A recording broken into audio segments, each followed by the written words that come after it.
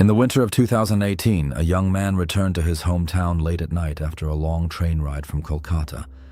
It was just after midnight when he stepped out of the Sealdah railway station and into the cold. Most people had already gone home. The streets were empty, shops were closed, and the last auto rickshaws had already disappeared into the dark. His house was about 2 miles away from the station. Normally that distance wouldn't be a problem. But that night, something happened on the road home that he still refuses to talk about in detail. Because according to him, for nearly 20 minutes, he wasn't walking alone. A woman was walking beside him. They spoke. She asked him for directions. She followed him down a long, empty road.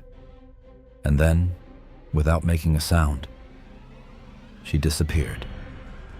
Not behind a corner, not into a house, not into the darkness. She simply wasn't there anymore. And what he discovered afterward made the encounter far more disturbing. Because according to several people in the town, that same woman had been seen before, always on the same road, always after midnight, and always by someone walking alone. The man telling this story, who we'll call Arjun, had been living in Kolkata for several years while studying engineering, but his family still lived in a small town about an hour away. During the winter holidays, he would often take a late train home from the city. That night was no different. His train arrived around 11:45 p.m. By the time he stepped outside the station, it was already past midnight. The cold air of late December hung over the streets like a thin fog. Normally, there would be several auto rickshaws waiting near the entrance. But that night, the station parking lot was nearly empty. Arjun waited for about 10 minutes. No vehicles passed, no drivers were around. It was the middle of winter, and most people preferred to stay indoors after midnight. He checked his phone. 12:07 a.m. His house was about 3 kilometers away. It wasn't an impossible distance to walk. He had done it before. So he pulled his jacket tighter, zipped it up to his chin, and began walking down the quiet road that led toward his neighborhood. The first part of the road passed through a small commercial area, closed shops, metal shutters, flickering streetlights. But after about 10 minutes, the buildings began to disappear. The road opened into a long stretch of empty land. On both sides were wide, flat fields that looked like black oceans under the night sky. No houses, no lights, just the road cutting through the darkness, and the occasional barking of distant dogs. It was quiet. Too quiet. Arjun had been walking for about 15 minutes when he heard footsteps behind him. At first, he assumed it was his own echo, but then the sound continued, soft, steady, matching his pace. He turned around. A woman was walking a few steps behind him. She looked to be in her late 40s or early 50s. She wore a simple sari and carried a small cloth bag in her hand. Her hair was tied loosely behind her head.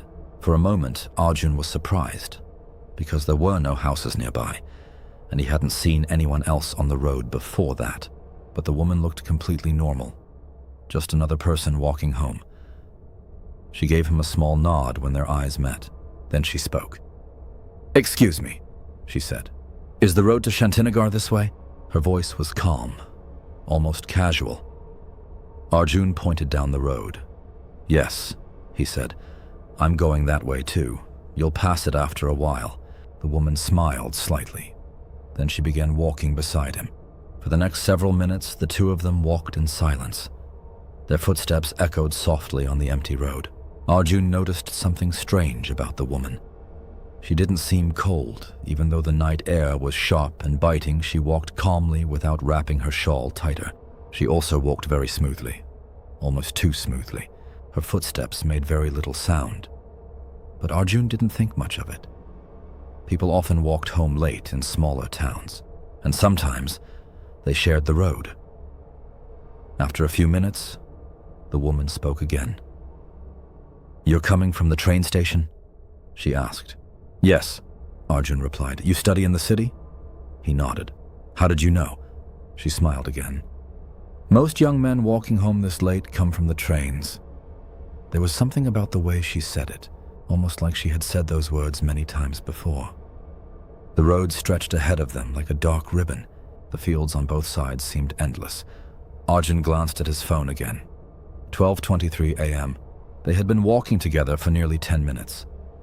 The woman asked him another question. "Does this road pass the old banyan tree?" Arjun looked up. "Yes," he said.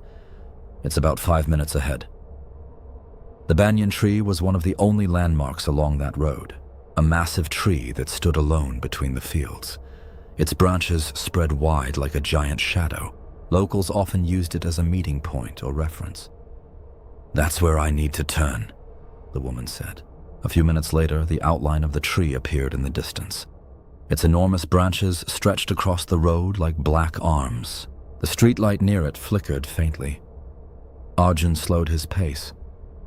"This is the place," he said. "You can turn down that small path beside the tree." He began to turn toward the woman to show her the direction, but when he looked beside him, she wasn't there. Arjun stopped walking. The road was empty. The wind moved softly through the fields. He turned around. Nothing. The woman was gone. At first, Arjun assumed she had simply walked behind him, but the road was completely open. There were no buildings, no fences, no bushes, just wide fields stretching in every direction. He walked a few steps back. Still nothing. Then he looked toward the small path beside the banyan tree. It was a narrow dirt trail leading between the fields. But even if she had turned down that path, he should have seen her. There was nowhere to hide. The fields were flat, empty, and silent. Yet the woman had vanished, as if she had never been there at all. Arjun felt a sudden chill that had nothing to do with the winter air. His heart began to beat faster. For the past 20 minutes, he had been walking beside someone, talking to them, listening to their footsteps. And now that person was simply gone. He stood under the banyan tree for several seconds, trying to make sense of it. Maybe she had walked faster than he realized. Maybe she had turned off the road earlier. But none of those explanations felt right. The road behind him was empty, and the path beside the tree showed no movement. The silence around him suddenly felt heavy. The wide fields that had seemed peaceful earlier now felt unsettling. Arjun quickly lit a cigarette with shaking hands. Then another. He didn't want to stay there any longer, so he began walking again, faster this time. And he didn't stop until he reached the lights of his neighborhood. When Arjun arrived home, his family was still awake. His mother immediately noticed that something was wrong. "You look pale," she said. What happened? At first, he didn't want to tell the story. It sounded ridiculous, but eventually he described everything. The woman, the conversation, the walk, and the moment she disappeared near the banyan tree. When he finished speaking, the room was quiet. Then his uncle leaned forward slightly. "You saw a woman on that road?" he asked. "Yes." "Wearing a sari?" "Yes." "And she asked for directions?" Arjun nodded slowly. His uncle exchanged a glance with Arjun's mother. Then he said something that made Arjun's stomach tighten. "You're not the first person who has seen her. Over the years, several people in the town had reported something similar. A lone traveler walking late at night, a woman appearing on the road, a short conversation, a walk together, and then a disappearance. Most of these encounters happened near the banyan tree, always after midnight, always on that same road. Some people believed it was simply a coincidence. Others thought it was a prank or a misunderstanding, but a few older residents remembered something else, a story from many years ago. Nearly 20 years earlier, a woman had died on that same road. She had been walking home from the train station late at night. Just like Arjun, a truck had struck her near the banyan tree and fled the scene. The accident happened around 12:30 a.m. Her body had been found the next morning. Since then, a few travelers had reported seeing a woman walking along that road after midnight, always asking for directions, always disappearing before reaching the tree. Most people dismissed those stories as superstition, but after Arjun's experience, he wasn't so sure anymore. Arjun never walked that road again after midnight. Whenever he visits his hometown now, he makes sure to leave the station earlier, or he takes a ride, even if he has to wait, because the idea of walking those empty fields again and hearing footsteps beside him in the darkness is something he doesn't want to experience twice. And sometimes, when locals talk about the old banyan tree late at night, they still mention the same strange story about a woman who asks travelers for directions, a woman who walks beside them for a while. And then she disappears from sight, leaving the road empty once again.